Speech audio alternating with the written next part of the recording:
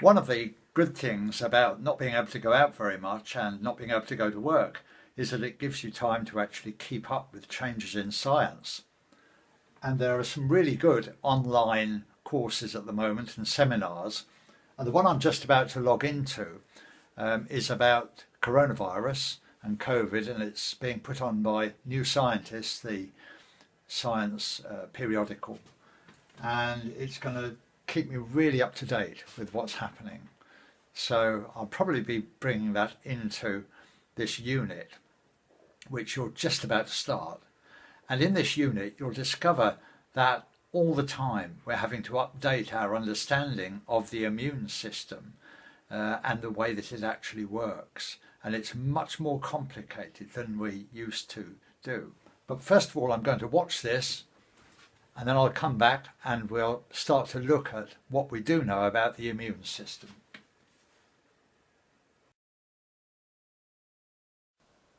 Disease can be caused by infectious or non-infectious factors.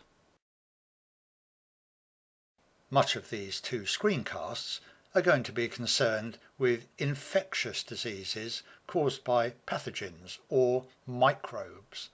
The term microbes includes bacteria, viruses, all sorts of small single-celled organisms called protozoans, and may also include worms as well. It's worth noting that an infectious condition can also trigger a non-infectious disease. We call these autoimmune diseases.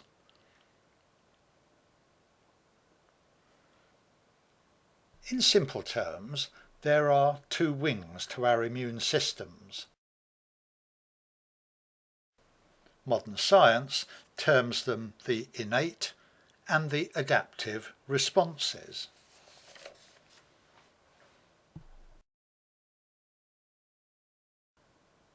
The innate response is permanently in place. In the old days, it used to be called the first line of defence, or non-specific defences, and it was believed to be related purely to physical barriers. Those physical barriers are skin, stomach acids, hairs and mucus that line the respiratory system, and also substances such as tears and earwax. However, we now know that part of the innate system also involves sophisticated white blood cells or leukocytes. The most numerous of these are called neutrophils.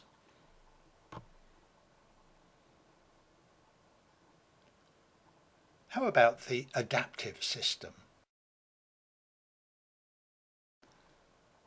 The adaptive system produces a highly specific, targeted attack on a particular microbe or pathogen.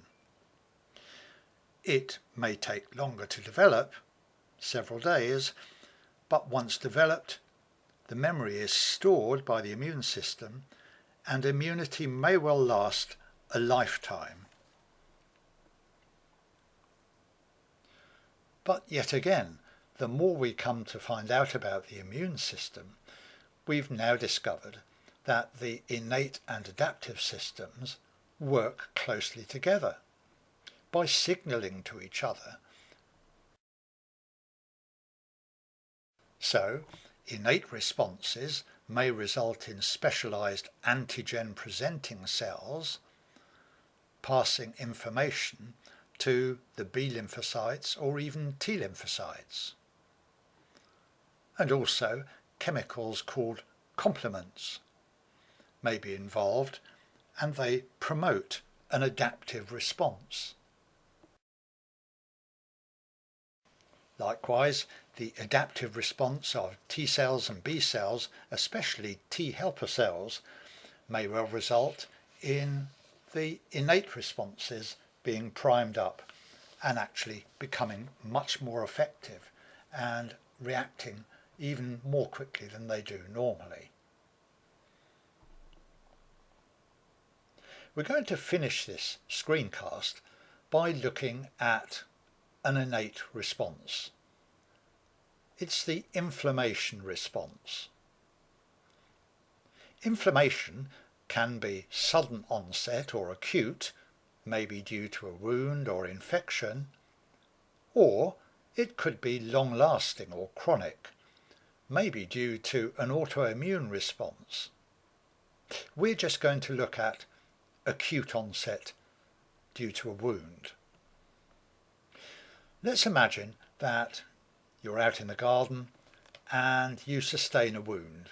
You get something in your skin and bacteria enter.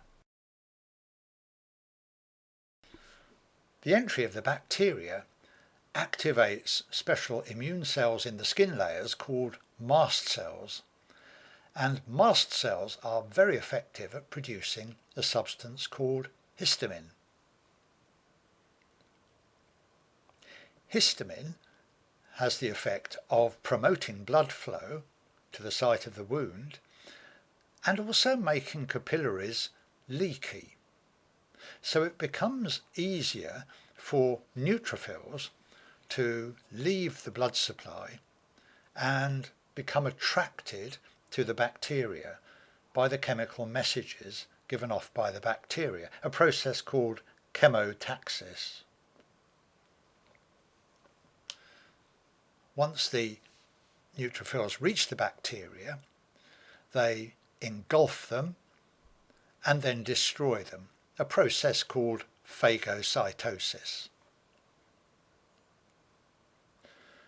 But in reality, those neutrophils can't swim, and they're actually being swept rapidly around the body in the circulatory system.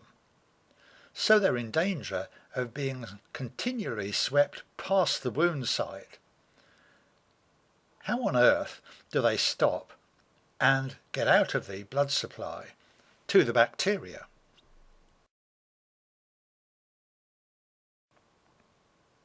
It's rather clever. This is a picture of a neutrophil being swept along, and it's in the rolling stage. It's being rolled along, the cells making up the endothelium of the blood vessel. The blue markers, by the way, represent special proteins on the wall of the neutrophil, or the membrane of the neutrophil, and the membranes of the endothelial cells making up the blood supply. They're special proteins. And the wound results in those proteins becoming activated. And when they become activated, they actually become attracted together, and something called adhesion happens. They become sticky. And the effect of that is to slow the rolling progress of the neutrophil down, and that also results in the neutrophil beginning to flatten. Once the neutrophil has slowed right down, then they're able to ooze through the opened up spaces between the cells making up the blood vessel wall. It's a process called diapedesis. And once out of the blood supply, they're then attracted to the bacteria, shown as little green capsule-shaped things, and they engulf them and destroy them by phagocytosis. Notice, by the way, the black squiggle. The black squiggle represents the rather oddly shaped nucleus of neutrophils. The majority of cells in the body have a spherical, or at least disc-shaped, nucleus. Neutrophils have something rather like a string of sausages. And whereas you can't flatten a sphere or a disc, you can stretch out a string of sausages, and that's what enables neutrophils to squeeze through those tiny gaps in a very flexible fashion and head towards the bacteria.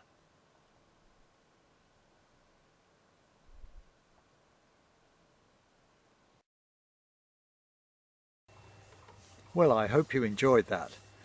It was just an introduction to the way that the innate system works, and in the next video we'll see just how it works together with the adaptive system. What I'd like you to do as part of your self-assessment for the unit, and remember it's completely optional, is to take a look at the case study that you've got on Moodle, which is called A Case of Pharyngitis. Just have a quick read through the very short background to the case study, and just have a look at questions 1, 2 and 5. See what you can come up with. If we have an online tutorial, we'll go through that and have a look at some of the underlying science behind those questions, which take you a bit deeper than the unit would normally go. So enjoy your case study, and I'll see you for the next video.